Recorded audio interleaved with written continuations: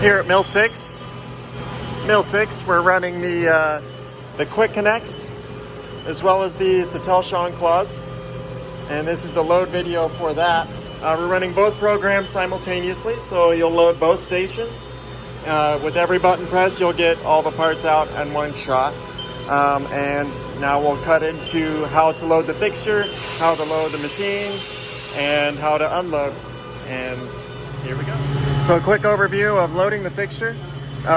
These right here are called Mighty Bite clamps.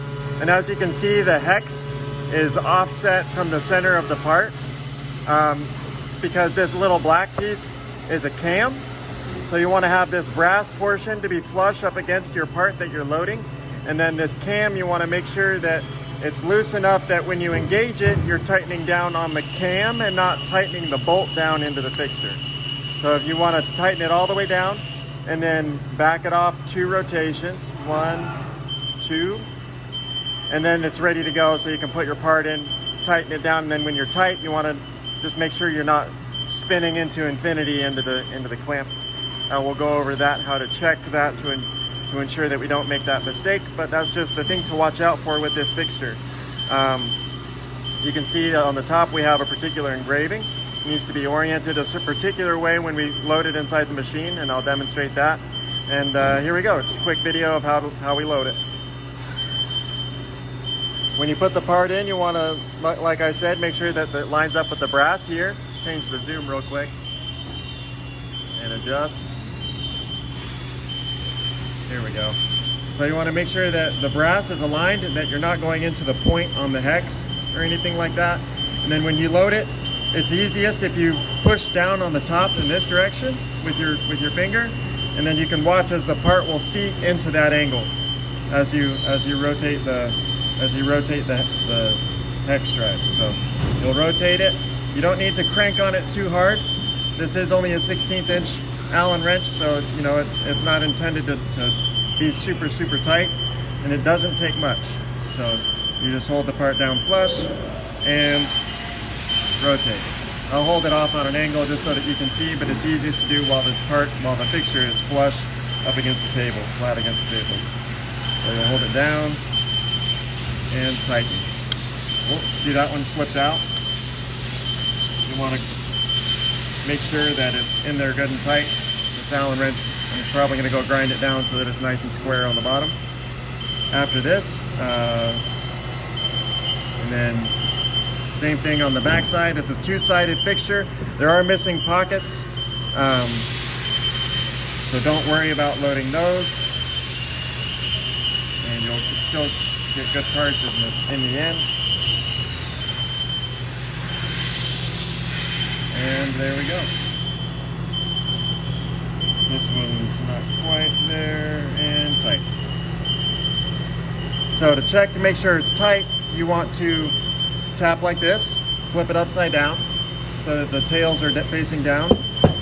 Tap it like that, and then you want to pull up. See that one I didn't tighten down for demonstration purposes. You want to pull up on it to make sure that they don't come out. Like so. So I'll reinstall this one, and we'll go from there.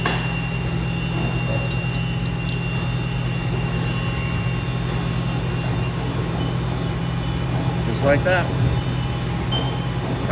There we go. Now we'll go into the machine. Okay, so when you open the doors of the machine, this is what you'll have. I like to go left to right.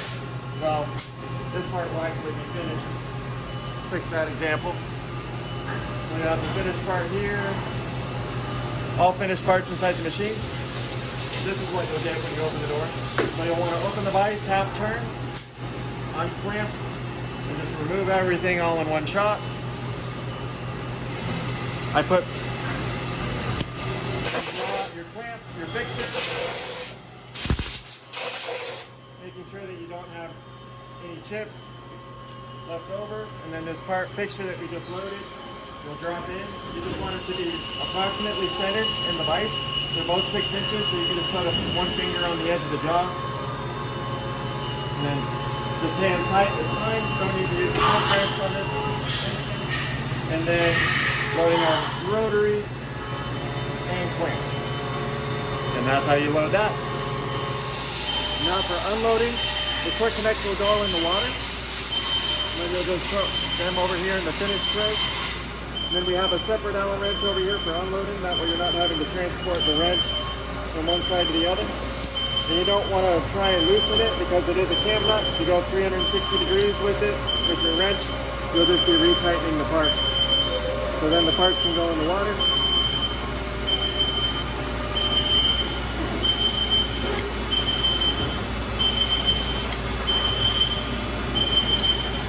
Nice and easy. And then you want to blow out the fixture before you take it over to the load station. So see all the coolant and things in there, just want to blow that out and get all that out.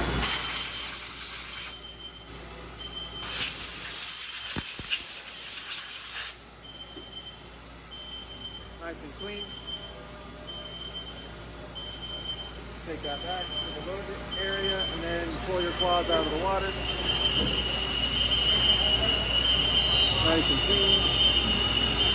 Good once over. And then into the tray. Just like they came in. You want to load them 2 corner pocket. They are long enough to stand 2 pockets. You want 30 parts per tray. So you'll go 2 parts in each set of pockets all the way around. That way you have 30 parts, nice and easy to count. And then as you finish each tray, when you finish the job of Quick Connect, it'll be 96 parts. You'll take that to the wrapping station. And for the claws, you'll only want to do 6 trays per box, 180 parts total. And then you'll wrap those up and put them in the box. And that's it.